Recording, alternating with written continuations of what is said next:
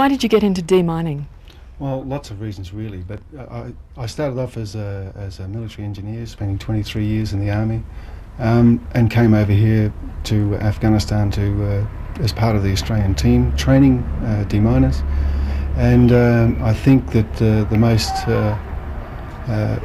incident that had the most impact on me was to actually go into an ICRC hospital with lots of young children in that hospital that had been blown up by mines. And so I decided at that stage that I'd use the military training that I'd received to look at using mines, apply that to mine clearance, to helping people. So you'd actually been trained in using mines, laying mines? Absolutely. That's what I was doing in the army for 20 odd years. So when you walked through that hospital the first time, yeah, it's when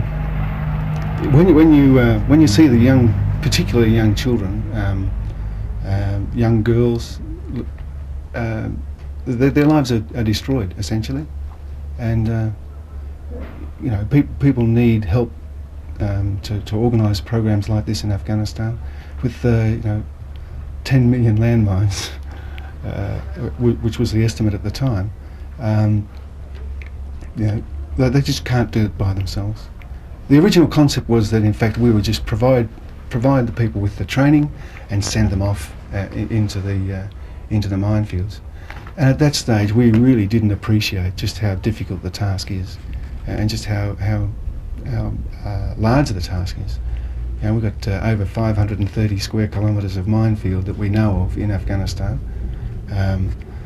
We've already cleared 90 square kilometres.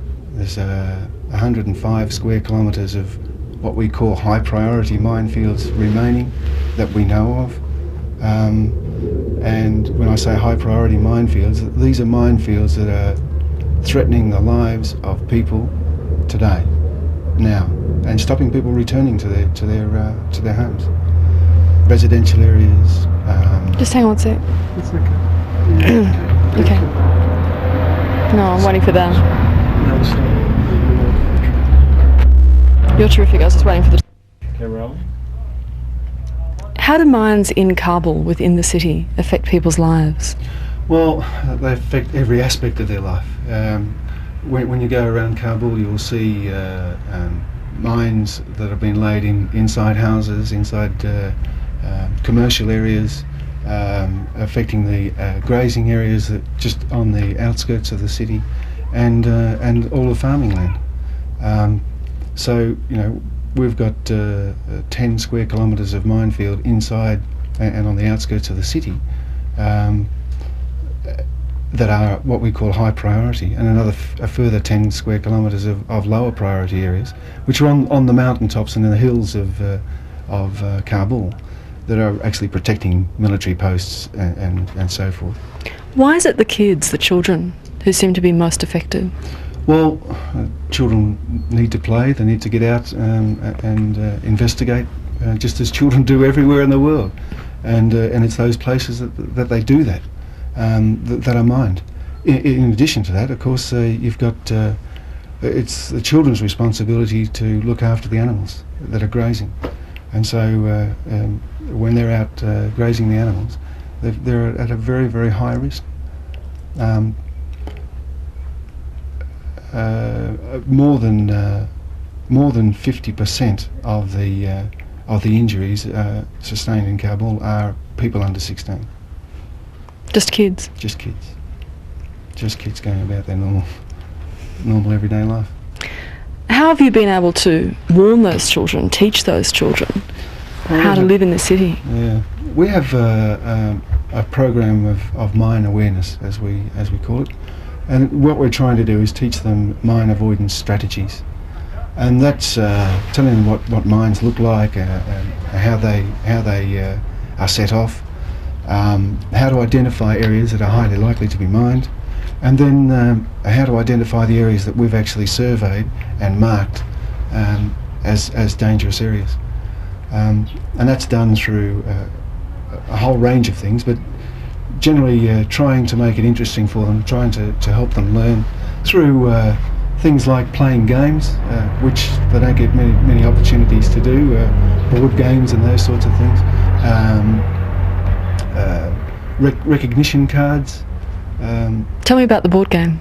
The board game it was developed by Save the Children, and basically what that's all about is just a route through a city in which they roll the dice and move to different places, and on each space there'll be a question of a particular type. If they get the question right, then they can proceed, and if they don't, then it's back 3 spaces or miss a turn, those sorts of things. So by doing that, playing the game and encouraging people to participate, they actually pick up the message very quickly, and it's fun. So how will the Taliban government affect that program? Well, at this stage, more than 50% of the facilitators for this are females, and so the program has had to stop. And we'll have to reassess the situation and see if we can convince the Taliban that mine awareness education is essential for both males and females, and hopefully we can start the program again very soon. Do you feel strongly about that? Well, we can't continue a program that doesn't provide education to girls. We just can't continue it. So I suppose that one of the alternatives is to put sufficient pressure on them to just withdraw the whole program, which I hope that we will not be forced to do. Is that really the best way for girls to learn how to avoid mines, by learning it at school? Well, that's been the way in which we've been able to gain access to them. The alternatives to that now will be probably providing mine avoidance education in the mosques. But the Taliban in the past have restricted girls going to the mosques to the age of 8. So other than that, I don't know really how we're going to get exposure to them. It sounds quite hopeless, doesn't it? Well, I hope that the Taliban are serious enough about the lives of the people that they're here to liberate and then allow us to continue. In terms of the success of your program in Kabul and the casualty rate, how has the clearance program brought results? Well, when we came in here in April '94 was when we first got access to the city. The average accident rate was around about 150 incidents per week. That is now down to about 5 to 7. And in fact, about 7 weeks ago, we had a week in which we didn't have one mine incident, which is a fantastic success. And that's a product of education. It's a product of having a lot of teams in here. 25% of the demining effort that's happening in Afghanistan today is happening in Kabul. So it's a really a great success. We're very happy with what we've done. Given that you've really changed your life because you believe in this particular cause so strongly, how do you feel knowing that all the factions are right now busy relaying mines? Well, one needs to be fairly pragmatic about this. They're fighting a war. The mining that they've been doing at the moment that we know of, has been very much focused on the tactical battle, and in fact, as a percentage of the number of mines that are in Afghanistan, anyhow, it's nothing. I do feel that if they continue to do this over a protracted period, then I don't know why we should. I feel badly about continuing our work. I really don't know how to tackle that problem, because the only people that are suffering out of this are the local people, you know. And if you have a look at the places that we've cleared, walk around the streets and see the children and so forth, And how can you abandon them? It's a complex issue that we'll need to spend a lot of time thinking about and coming up with solutions to maybe force the current commanders into clearing their own mess up. So going back to areas that have now been remined or mined, and simply marking them, and then waiting for the commanders to come back and get them to do their own work. Because you actually negotiated, didn't you, with Massoud, the former government's military commander, and asked him to stop mining, and what did he say? The former government basically said that they agreed with the concept of banning landmines, but that they had a war. And the Taliban, on the other hand, were because they were the advancing attacking force, were quite adamant that they would not lay mines, and we have no evidence that they've done that, in fact. So, given that you know the rate of clearance, I'll just wait for this gentleman to walk through frame. Given that you know the rate of clearance of your people, do you think on balance you're getting rid of more, or do you think in fact because of the number that are being laid, because of the battle, there are in actual fact more mines now in Afghanistan? No, I think that we would be keeping pace with them. It's a... yeah, we have 54, manual demining teams out there.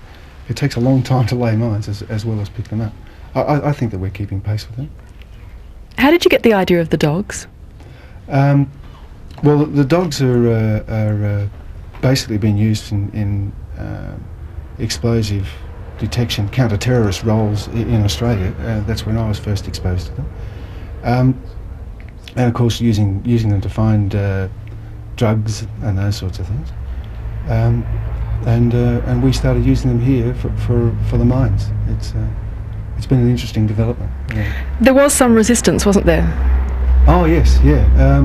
People, when they see the dogs operate, are really not convinced or don't feel confident that the dogs are actually sniffing every inch of ground. And so they're really not confident that the area is 100% clear. And so what we've done is spent a lot of time and effort trying to develop techniques to give people the confidence that this is that the area is clear. And so the only way we could do that is to make sure it's well controlled, well disciplined, and we spent quite a lot of time, myself and the deminers, dog handlers, going through the process of developing some techniques. And why don't the dogs themselves die? Why are they not in danger? Well, it's all to do with the way in which they're employed, and the dog handler has to be very, very conscious of wind direction, and so what happens is that when the dog is actually working, the wind is coming from a side or in front of the dog. If we work the dog with the wind coming from behind the dog, then it would actually move through, go over the mine, and then indicate. So if the dog handler is not careful, it's quite possible for the dog to set it off. Have you ever lost any dogs? Yes, we've lost 3 dogs. In 2 cases, they were just handler error. By that I mean, in one case, the dog was actually operating down in a irrigation ditch, and the handler couldn't see him, and the dog indicated, and the handler told him to keep on searching, and he set off a mine. In other cases, when we were working with in a minefield with tripwires, and the dog set off a tripwire. Yeah. Okay, I'm happy. What else do you want? Okay. Remember you were saying, they reckon they only get... Okay. Well, one of the biggest advantages that we have with the dogs are that they actually detect or alert to the explosive rather than the mines. So really the other technique we have is metal detection, and the dogs are really mine detectors because they pick up the explosive. And the situation with the advantage with the dogs, of course, is that they can cover such a large area in such a short time that some of my counterparts in other parts of the world are saying that they're not 100%. That might be 98% or whatever. And what we do is make sure that we have 2 dogs pass over every piece of ground before any person walks on it, to improve our confidence in the fact that it's cleared. And then the other thing is, of course, that if we're able to clear land at a rate of 70,000 square metres per month with a dog team, rather than 25 to 30,000 square metres per month with a manual demining team, that the differential there is saving potentially hundreds of lives a year in Afghanistan alone. I'm a great believer in the dogs. I think they're fantastic. Do you think your international counterparts in, say, Angola will cotton on? I think so. I don't think that people can ignore the fact that it costs us 40 cents per square metre using the dogs to clear land, as compared to 65 to 70 cents per square metre using manual demining teams. That fact alone is a great incentive to use the dogs. Australia gives some money to your program, the UN program, each year, and you're still waiting to find out if that's going to be renewed for this year. That's right. Are you hopeful? I hope that they will maintain the same level. I would like them to increase their commitment. We get $400,000 a year. I have done for the last 3 years.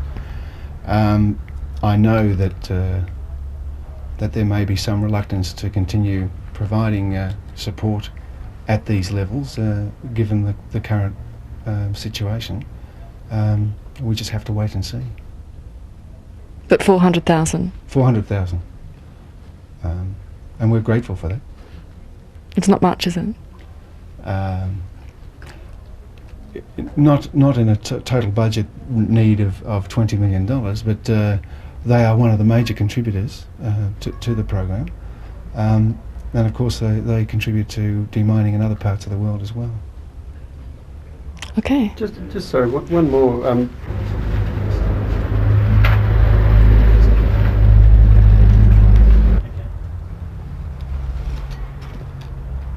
Essentially, you came up here several times. They're just doing shit on audio at the moment.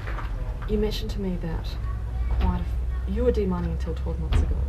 Yeah. Yeah. And then you changed roles. And we know that maybe there's one casualty amongst the deminers every week. The fact that you weren't hurt, was that simply because your skills were superior?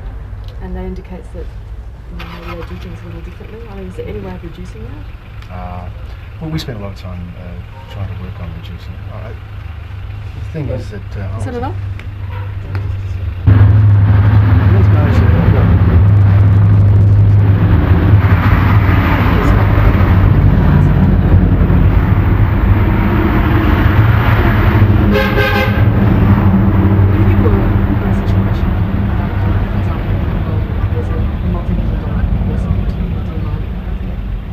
If there were more money coming in, would you be able to do more, or would it not be possible to train more people?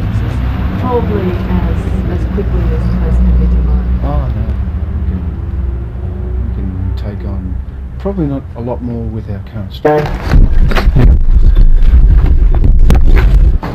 Okay, Bill. Okay.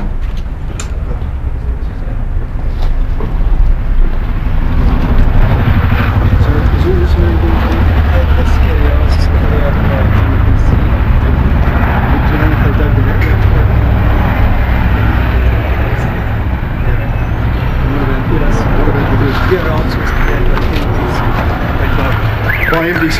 Yes, by MDC. Okay. So how do they get the dogs up there? Yeah, Scott's dog has been clear. Now it's safe. What about in the dog? By us, but ATCTs, but only there because there is a cement very heavy. Yeah, that is where it was impossible for the ATC to be and then dog was there, only that area. But ATCT.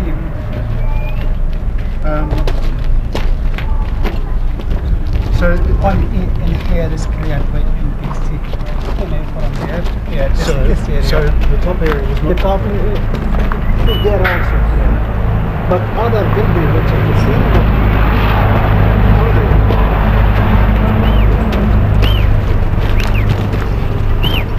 And what about the roofing line? Inside of that we have cleared.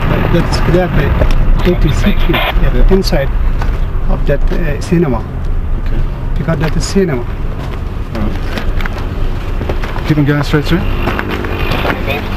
Because when we are clear the area, we are going to move all of material to receive under the 0 point of the land.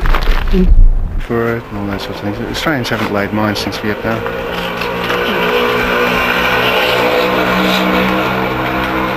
I used to, teach the young soldiers how to go about all that sort of stuff, and then teach the young officers on how to design them and those sorts of things. Yeah, it was a great job actually.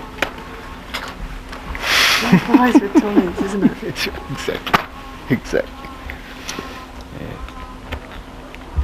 Yeah. Well, yeah. What are you going to say? Alright. Kashakon, Demining, all that stuff. We're going to go back to ICR. Because I'm not that.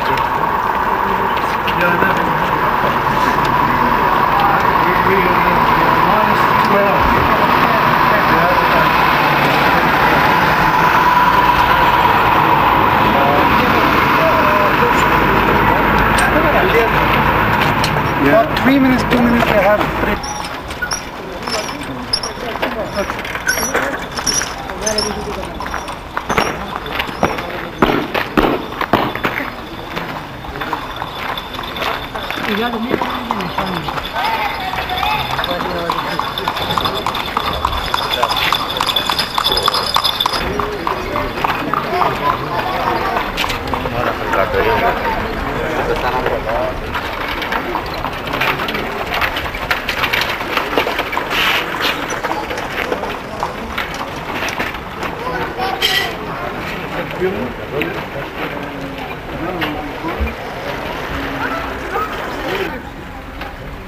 So where's Engineer Long?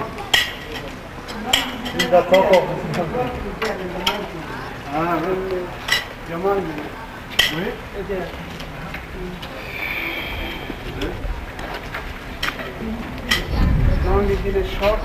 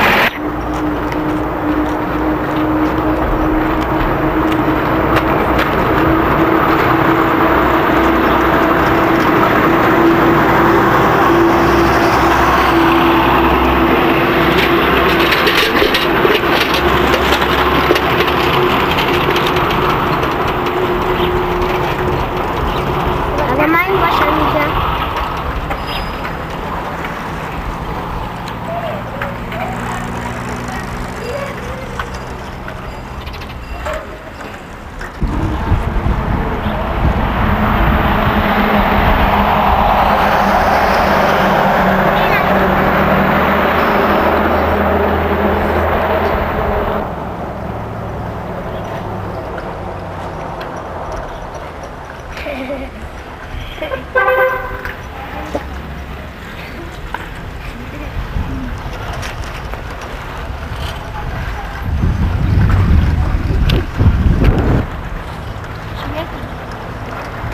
Barbera? Hah? Boleh Barbera?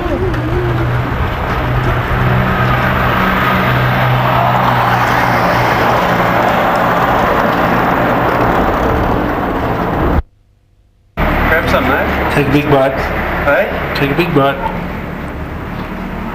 More grapes?